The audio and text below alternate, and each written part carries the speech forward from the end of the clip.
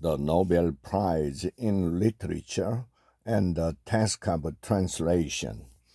Hangang is lucky to have a translator as gifted and prominent as Deborah Smith, who enabled Hans' works to cross the borders of a country and meet foreign readers.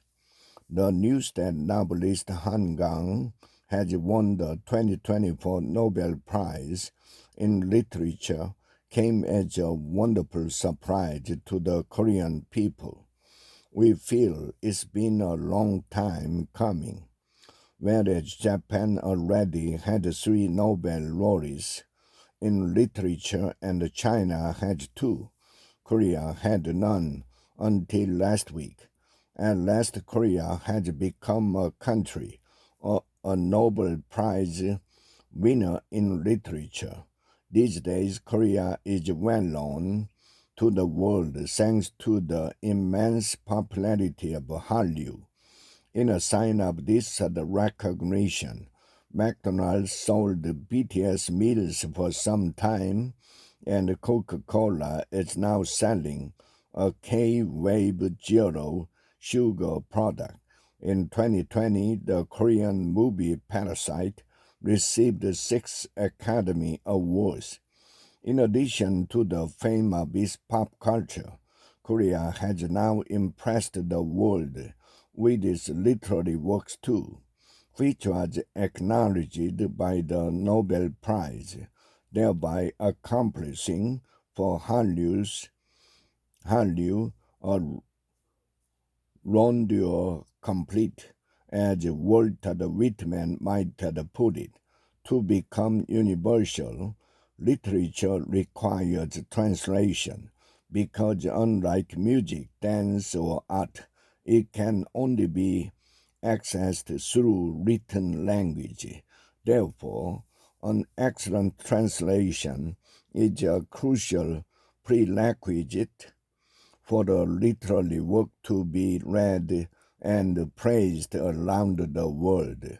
Indeed, the famous Italian writer Italo Calvino said, "Without translation, I would be limited to the borders of my own country. The translator is my most important ally. He introduced me to the world." Hangang is lucky to have a translator as gifted and prominent as Deborah Smith, who enabled Hans' works to cross the borders of a country and meet foreign readers. People say that had it not been for the superb translator Edward Seindensticker, Japanese novelist Yasunari Kawabata could not have received the Nobel Prize for Literature. The same thing may apply to Deborah Smith and Han Gang, because no matter how great a writer is, he or she cannot be known overseas without the translation. Indeed, Smith played a pivotal role in bringing this great honor to Hangang and South Korea. Therefore, Smith deserves our profound gratitude and appreciation. In the past, some people maliciously exaggerated Smith's minor mistake in a translation of The Vegetarian. Hangang's receiving the Nobel Prize must have made those people ashamed. Instead of finding fault, they should have been grateful to Smith for her dedication to translating Korean literature into English. Behind this honor are the kidnappers of the Literature Translation Institute of Korea. LTI Korea is staffed by able, competent people who speak foreign languages fluently and have a wide network of translators and publishers overseas.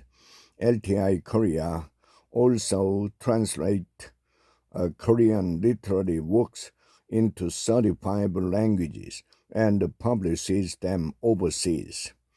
In 2014, when I was president of LTI Korea, my staff members and I flew to the UK with Hangang and other major Korean writers to promote Korean literature.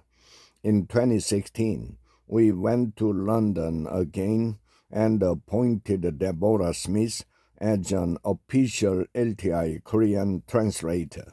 When a BBC reporter came to interview me, I explained why Hangang's works and Smith's translation was so laudable. The Swedish Academy praised Hans' intense poetic prose that confronts historical traumas and exposes the fragility of human life. Indeed, in The Vegetarian, Han brilliantly depicts the maladies of our contemporary society, such as the self-righteous belief that I am absolutely right and all others are wrong. With a uniquely poetic prose, Han deftly links these attitudes to various types of violence in our society, particularly against those who are different from us. Han opens our eyes to political, institutional, and more subtle, invisible forms of violence. Reading the novel, I have also realized that even the vegetarian protagonist herself may be interpreted as exercising violence against others by detesting carnivores and believing they are wrong.